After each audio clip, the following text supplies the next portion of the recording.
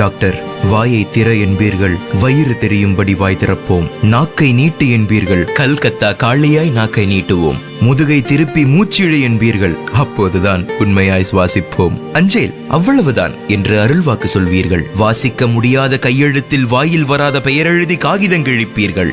3 வேளை எனும் தேசிய கீதத்தை 2 வார்த்தையில் பாடி முடிப்பீர்கள். போதாது டாக்டர், எங்கள் தேவை இது இல்லை டாக்டர்.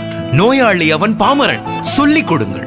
நோயாளி அவன் மாணவன், கற்றுக் கொடுங்கள். வாய் வழி சுவாசிக்காதே, காற்றை வடிகட்டும் ஏற்பாடு வாயில் இல்லை என்று சொல்லுங்கள். சுவாசிக்கவும் சூத்திரம் உண்டு, எத்தனை பாமரர் இதை அறிவார்? சுவாசிக்கப்படும் சுத்த காற்று நுரையீரலின் தரை தொட வேண்டும். தரை எங்கே தொடுகிறது? தலைதானே தொடுகிறது. சொல்லிக் கொடுங்கள். சாராயம் என்னும் திரவியத்தை தீண்டாதே, கல்லீரல் எரிந்துவிடும். கல்லீரல் என்பது கழுதை, பாரஞ்சுமக்கும். படுத்தால் எழாது, பயமுறுத்துங்கள். 1 கால் வீக்கம் உடனே கவனி, யானை காலின் அறிகுறி. 2 கால் வீக்கம் இப்போதே கவனி, சிறுநீரகத்தில் சிக்கல் இருக்கலாம். மார்பக பரப்பில் கரையாத கட்டியா? 50 தொட்டும் பசியே இல்லையா? சோதிக்க சொல்லுங்கள். அறியாத புற்றுநோய் ஆவணாவ் எழுதியிருக்கலாம். நோயாளியை தூக்கத்தில் இருந்து துரத்துங்கள் டாக்டர்.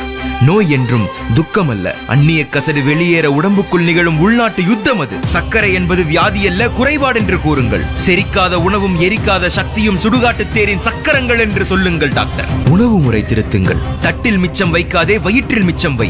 பசியோடு உட்கார், பசியோடு எழுந்திரு சொல்லுங்கள் டாக்டர். அவிக்காத காய்களை அமிர்தம் என்று சொல்லுங்கள் டாக்டர். பச்சை உணவுக்கு பாடம் நடத்துங்கள். மருந்தை உணவாக்காதே, உணவை மருந்தாக்கு. மாத்திரை சிறை விட்டு மனிதனே வெளியே வா. மனிதனை தேடி மரணம் வருவதில்லை, மரணத்தை தேடியே மனிதன் போகிறான். டாக்டர், எல்லா மனிதரையும் 2 கேள்வி கேளுங்கள். பொழுது மலச்சிக்கல் இல்லாமல் விடுகிறதா? மனச்சிக்கல்